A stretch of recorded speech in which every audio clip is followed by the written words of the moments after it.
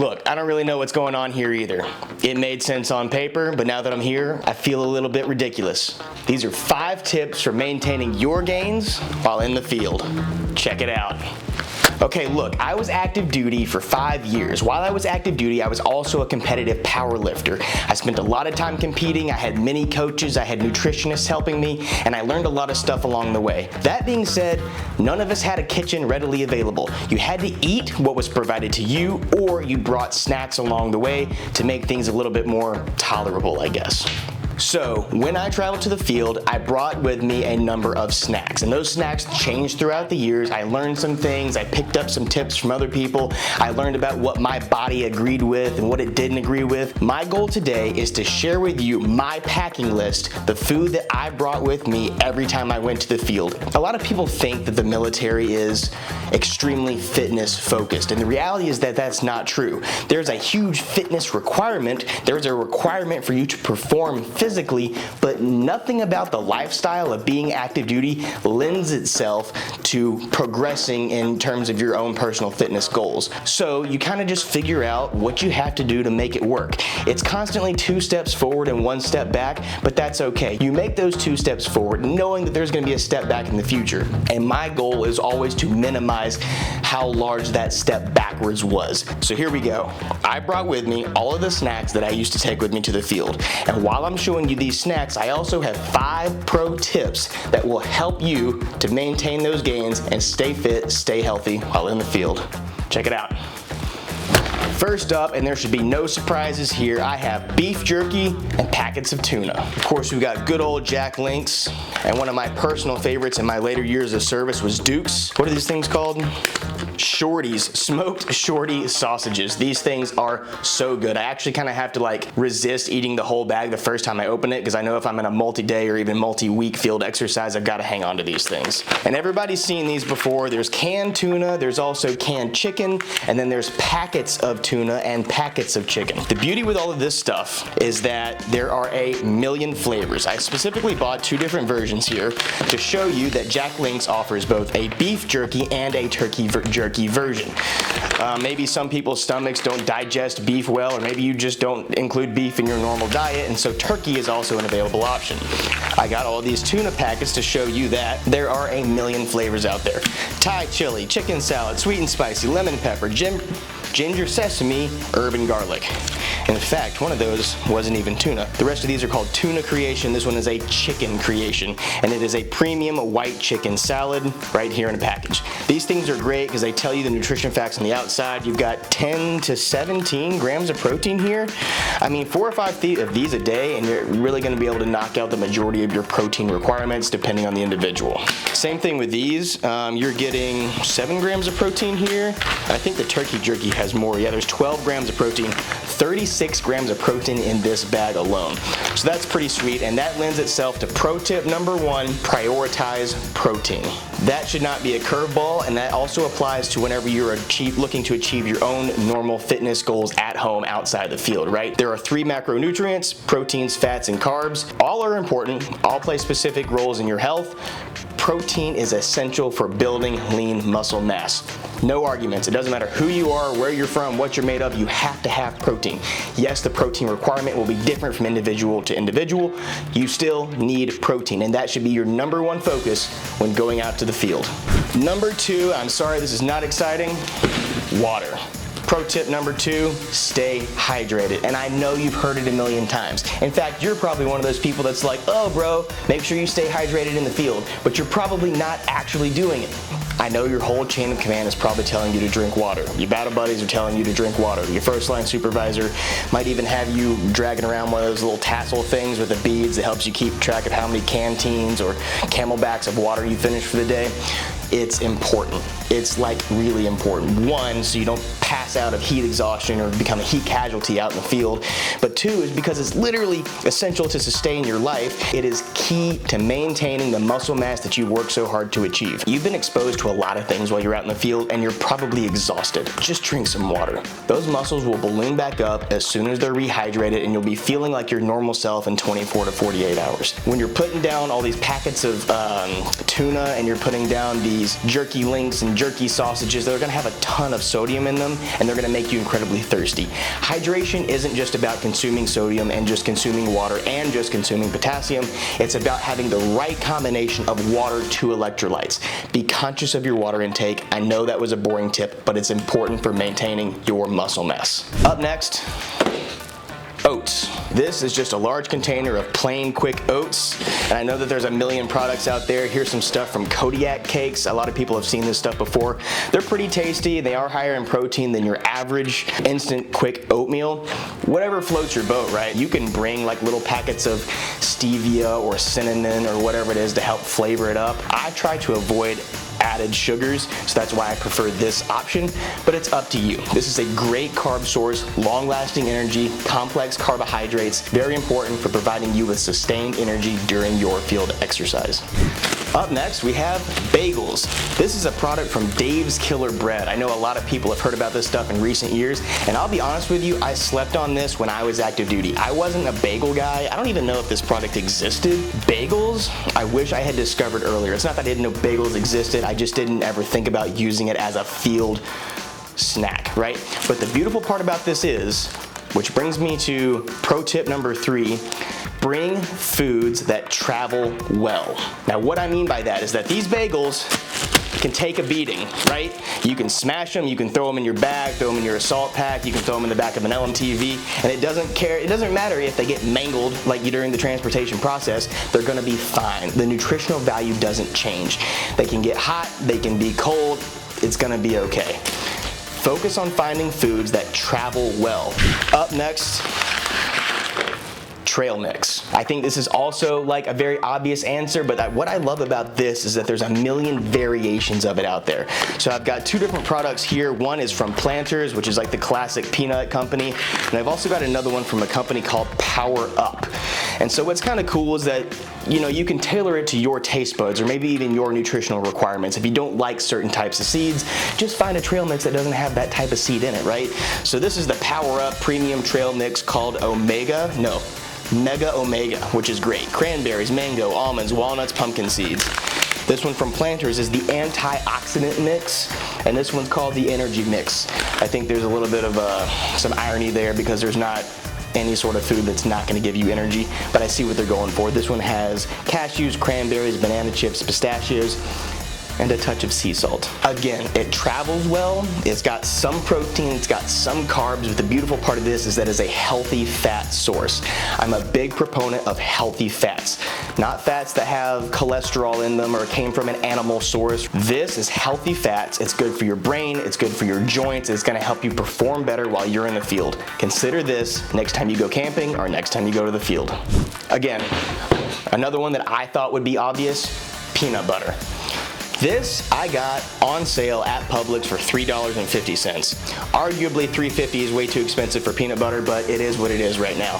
I did some math. There's over 7,000 calories in this jar. 7,000 calories for $3.50.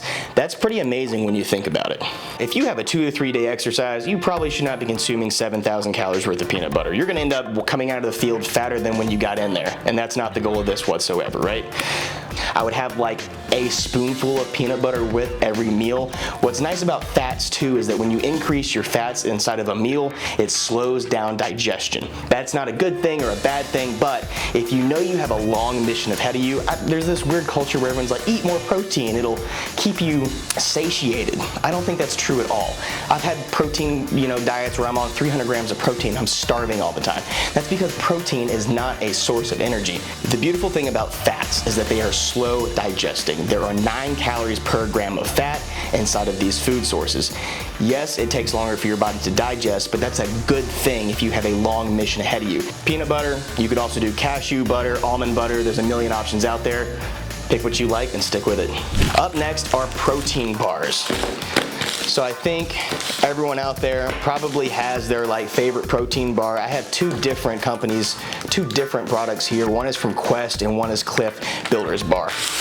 Now look, I know Quest protein bars are not ever going to win the flavor contest, but The reason that is because I think it is one of the most high quality, well thought out protein bars on the market. There are a couple out there that are better than this, but they're hard to find. The thing about Quest is that you can find them in Walmart or Publix or even a gas station. They're everywhere, and that is huge.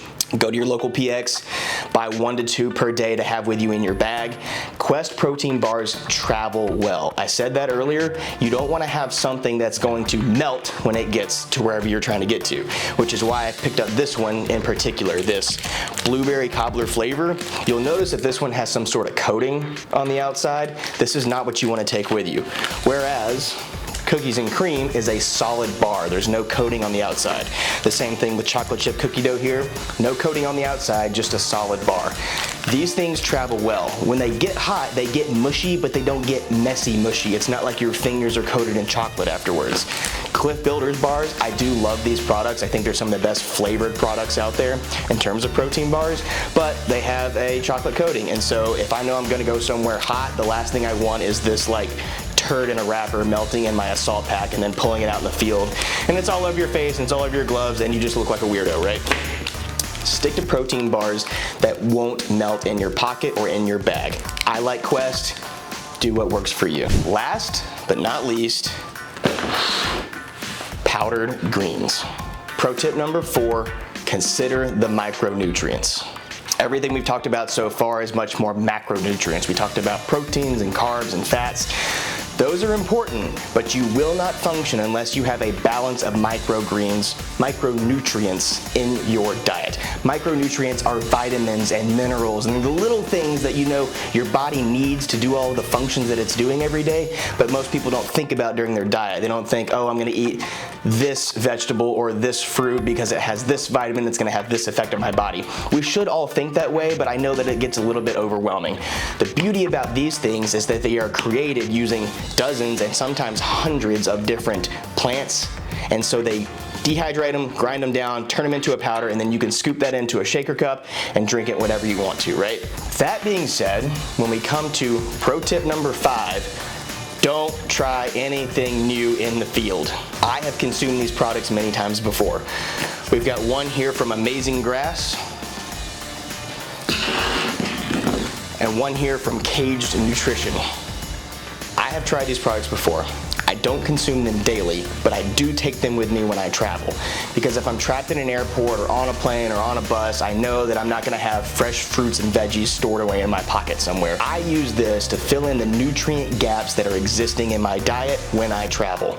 Likewise, when I go to the field, I've got lots of high protein foods here, but there's no fruits and vegetables present besides a couple of dehydrated raisins, you know, in your trail mix. This is going to fill in those nutrient gaps that your body needs, especially when you are asking so much of it while you're in the field. I love this stuff, but don't try it for the first time when you're in the field because it may not digest well.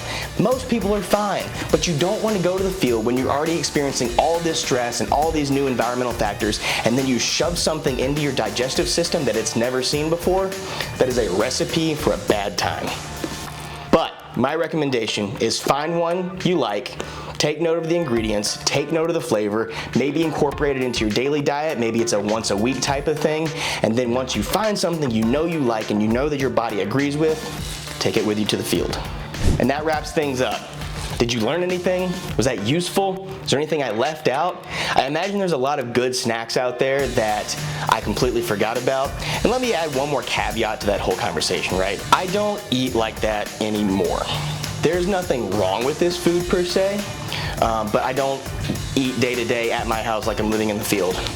So I hope you learned something. I bought all of these foods to show you what I used to eat while I was in the field. I am a competitive bodybuilder now, and I have a coach that I pay and he prescribes the things that I eat on a day-to-day basis. So even though there's nothing really wrong with this food, it's just not part of my plan. It would be disrespectful and negligent of me to start chowing down on these foods when I know that my coach has prescribed different things. But I'm not gonna let this food go to waste. My plan now is to baggage this stuff up and see if I can find someone locally who would appreciate it more than me. What do you think?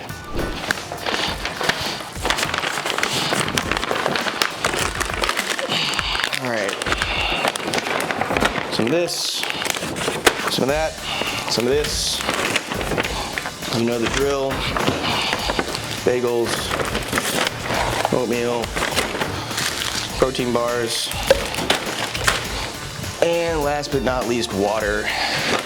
And I did buy 3 of these so that I could actually give them out to people who will need it. So what we're gonna do is we're gonna take this food and this water, and I've also got some cash with me, and we're gonna go see if we can make somebody's day. Let's go. All right, I don't know if we're gonna be able to pull this off because the camera keeps falling because I don't have a proper mount, because I'm an amateur. But we're trying to do something nice. Trying to make somebody's day with free food and water. Hey man, how are you? Can I give you some stuff? Here, here's some groceries. And here's some water. Thank you very much. Yeah, and I've got some cash too, hold on. Here, this is for you. I hope it helps, man. Have a good day. Hey man, how are you? Can I give you some groceries? That's all for you. God bless. Here man, I got more. Need water? Most definitely. Hold on, I got one more. Here's some cash. That's all for you, brother. Your blessing. Have a good day, okay? I hate to ask for more, but do you have a job? Do I have a job? If I had one to give you, I'd give you one. I really would. Thanks anyway. I appreciate it, man. My name's Austin. Austin. I'm Eli. Nice to meet you, Eli. Veteran of IDF. Thank you for the service. Is that right? Yeah. So I appreciate service, man. Absolutely. I hope that helps, okay? Thank you, man. Have a good one. Definitely will. Thank you, sir. And he said, I hate to ask for more, but can I have a job? That took me back for a second, man. And the first thing he did was drink that water. I'm glad we picked some of that up. I'll have to do more water next time. I'm glad that we were able to make some people's day a little bit brighter. It's currently 99 degrees outside according to my car. I'm sure the perceived temperature is much higher than that with the humidity. So it's miserable outside, and some of these people are out here doing what they can to make some money. But I'm glad we were able to help them. Until next time.